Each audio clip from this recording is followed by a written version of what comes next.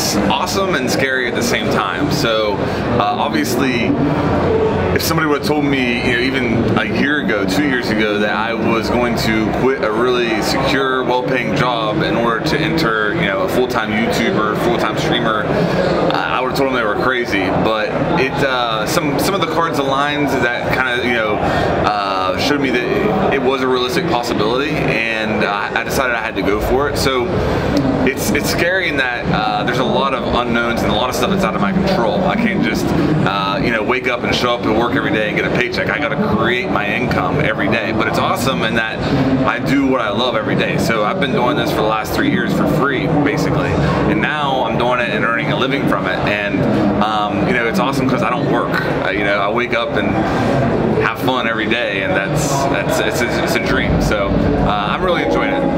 I play the game a lot, so the majority of my content, 99% of it, is about Rainbow Six Siege, and I play the game probably between 4 to 5 hours every day. At least 5 days a week I'm playing that much time.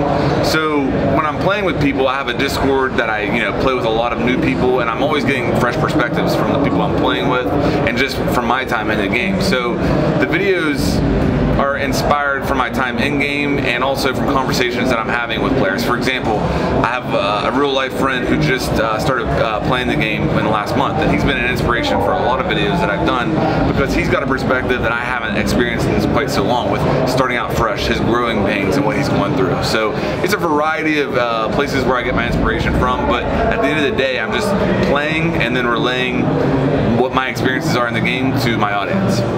I've never had the, I've always been realistic in my ability. I'm nowhere near good enough to be a pro player. Those guys are on a completely different level than where I'm at. So I've always been content driven, but what's always been my motivator is I've always felt like I've had a skill in that I can go through what the average player goes through on a daily basis and then relay what I learn to help shorten their learning curve. So that's the main focus behind my content, is trying to help out the average player. And I think that's always been my focus, even going back to the beginning of my channel. Just I would take something that I learned in the game, and maybe it was an aha moment for me that I was like, man, I wish I would have known that 6 months ago, and then I put it in a video to try to help the guy who's getting started not have to go through those growing pains that I did.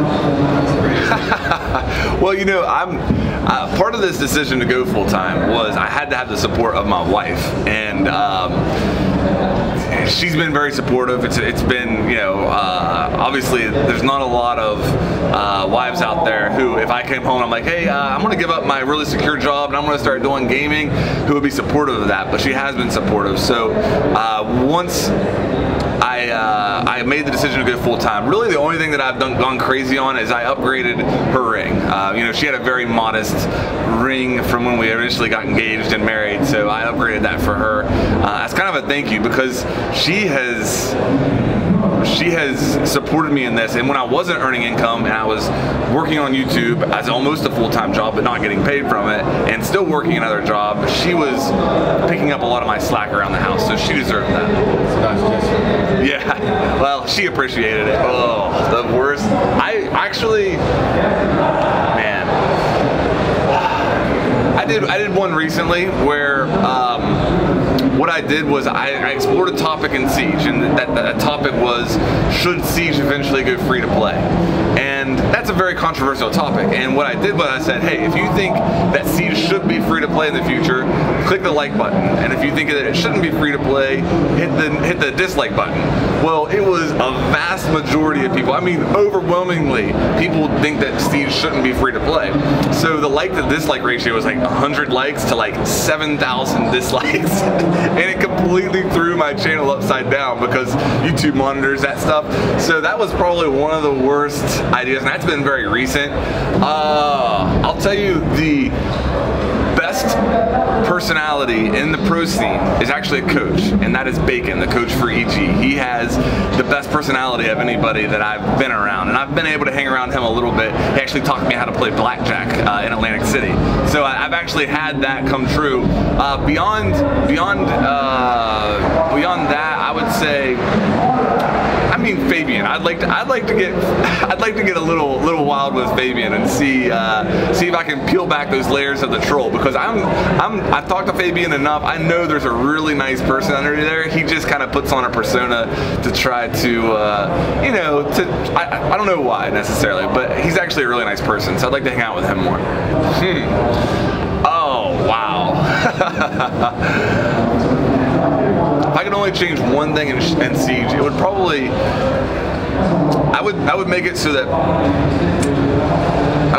Montaigne was the only shield on defense, on attack. So I would get rid of Blitz, I would get rid of the recruit shield, and I would get rid of the fuse shield. And Monty, I feel like, is a fair operator. The fact that if he's fully protected, then he can't really do anything to you. He's got to expose himself. Blitz, I just don't feel like he's balanced. I feel like he's frustrating to play against and with. If you play with Blitz, you can know that it's frustrating to play with him sometimes. So I just don't like that. If I was changing one thing in Siege, it would probably be Monty would be the only shield operator in the entire game. With, you know, the new Clash, maybe keep her. We'll see how she plays out. If I was going to ask a question of another content creator, it would probably be the Russian Badger. Are you familiar with him? Okay. I would just ask him, you know, kind of a couple questions that you've asked me as far as what was the inspiration for his channel, because I just think that the way that he's gone about his content is extremely creative and is a unique perspective that I've never seen anybody do on YouTube. As far as Russian Badger gives you a lot of really good information, but he does it in such an entertaining way that you don't really know that you're learning. And I think that that's so good that he does that, and I just like to kind of figure out, is that something that he's always had in the back of his mind, or did it evolve to that point? All right, man. Thank you very much. Hey, thank you for having me. I really enjoyed it. Yeah.